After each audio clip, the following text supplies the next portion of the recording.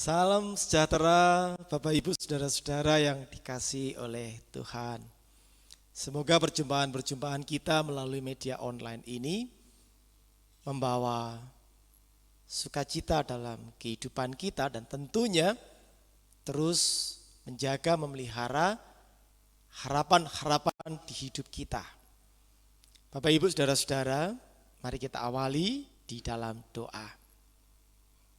Kami bersyukur ya Allah, dalam keterbatasan kami, Tuhan memampukan kami dalam upaya-upaya kreativitas kami untuk bisa saling sapa menyapa.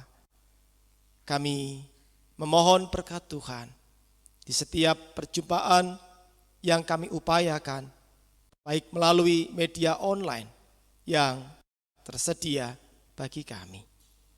Terima kasih ya Tuhan. Dalam kasih Kristus kami berdoa dan bersyukur. Amin. Bapak Ibu Saudara-saudara, saya ajak Bapak Ibu untuk menghayati sabda yang tertulis di dalam Kisah Para Rasul pasal 9 ayat 1 sampai dengan ayat yang ke-18. Saya baca demikian. Sementara itu berkobar-kobar hati Saulus untuk mengancam dan membunuh murid-murid Tuhan. Ia menghadap imam besar dan meminta surat kuasa daripadanya untuk dibawa kepada majelis-majelis Yahudi di Damsyik, supaya jika ia menemukan laki-laki atau perempuan yang mengikuti jalan Tuhan, ia menangkap mereka dan membawa mereka ke Yerusalem. Dalam perjalanannya ke Damsyik, ketika ia sudah dekat kota itu, tiba-tiba cahaya memancar dari langit mengelilingi dia. Ia rebah ke tanah dan kedengaranlah olehnya suatu suara yang berkata kepadanya, Saulus, Saulus, mengapakah engkau menganiaya aku? Jawab Saulus, siapakah engkau Tuhan? Katanya, akulah Yesus yang kau aniaya itu. Tetapi bangunlah dan pergilah ke dalam kota. Di sana akan dikatakan kepadamu apa yang harus kau perbuat. Maka termangu-mangulah teman-temannya seperjalanan, karena mereka memang mendengar suara itu, tetapi tidak melihat seorang juga pun. Saulus bangun dan berdiri, lalu membuka matanya, tetapi ia tidak dapat melihat apa-apa. Mereka harus menuntun dia masuk ke Damsyik. 3 hari lamanya ia tidak dapat melihat, dan 3 hari lamanya ia tidak makan dan minum. Di Damsyik ada seorang murid Tuhan bernama Ananias. Firman Tuhan kepadanya dalam suatu penglihatan. Ananias, jawabnya, ini aku Tuhan. Firman Tuhan, mari pergilah ke jalan yang bernama Jalan Lurus dan carilah di rumah Yudas seorang dari Tarsus yang bernama Saulus. Ia sekarang berdoa.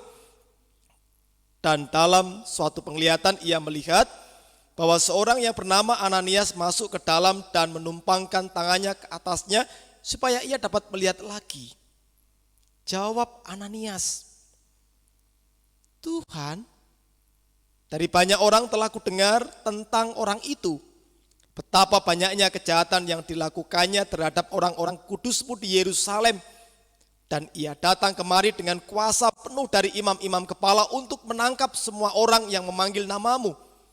Tetapi firman Tuhan kepadanya, pergilah, sebab orang ini adalah alat pilihan bagiku untuk memberitakan namaku kepada bangsa-bangsa lain, serta raja-raja dan orang-orang Israel.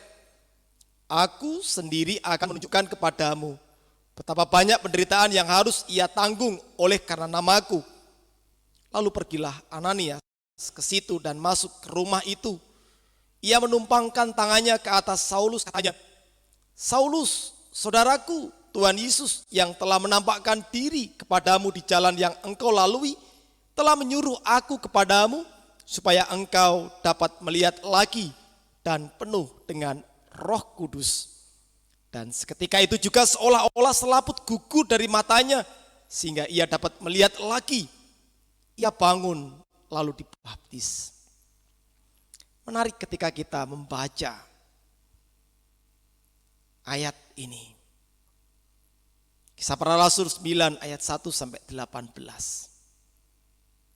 Mengkisahkan tentang perjumpaan Saulus dengan Tuhan Yesus dan juga sikap Ananias. Bapak Ibu saudara-saudara, di kehidupan kita pasti ada orang yang kita senangi dan juga ada orang yang tidak kita senangi. Biasanya kalau kita berjumpa dengan orang yang kita senangi, kita bisa ngobrol enak, ramah, hati kita senang berkobar-kobar. Tapi beda halnya ketika kita berjumpa dengan orang yang tidak kita senangi. Memandang pun kita sudah tidak mau. Apalagi kemudian berbicara. Ya, memang tidak mudah. Karena kita sendiri mengalami, merasakan, menyaksikan betapa tidak baiknya apa yang telah dia lakukan untuk hidup kita. Kita bisa belajar di sini. Saulus jelas-jelas dia berangkat untuk sebuah aksi atau tindakan nyata, yaitu menangkap baik laki-laki maupun perempuan yang memberitakan cinta kasih Tuhan Yesus. Bahkan dia sudah mengantongi legalitas dari petinggi-petinggi pada waktu itu. Jadi kalau dia menangkap lalu kemudian dia juga menyerahkan orang-orang itu, atau bahkan mungkin dia juga bisa berlaku semena-mena karena dia mengantongi legalitas. Dan kita bisa melihat pada saat itu, baik laki-laki maupun perempuan yang menjadi pengikut Tuhan Yesus, yang mewartakan cinta kasih Tuhan Yesus, dianggap sebagai musuh. Ananias mendengar bagaimana tindakan-tindakan yang dilakukan oleh Saulus. Menarik, ketika Ananias diperintahkan oleh Tuhan untuk menerima Saulus dan bahkan menumpangkan berkat bagi Saulus. Kita bisa melihat di sini, di ayat yang ke-13, Ananias menjawab, Tuhan, dari banyak orang yang telah kudengar tentang orang itu, betapa banyaknya kejahatan yang dilakukannya terhadap orang-orang kudus-Mu di Yerusalem. Dari sini kita juga bisa melihat sekilas mewakili keinginan-keinginan kita pada saat ini terkait dengan orang-orang yang kita benci atau tidak kita sukai karena tindakan-tindakan yang telah dilakukannya. Tentu kita berharap ada balasan yang setimpal pada orang itu. Tapi di sini kita bisa melihat ternyata Tuhan juga pakai orang-orang itu untuk mendatangkan kebaikan pada kita. Nah, ini yang harus kita hayati bersama-sama. Untuk kita juga mampu merubah pola pikir. Agar kita bisa berelasi dengan banyak orang dan kemudian akhirnya perjumpaan-perjumpaan kita dengan siapapun, baik orang yang kita sukai maupun tidak kita sukai, membawa sebuah perubahan-perubahan, pembaruan-pembaruan pada hal-hal yang baik.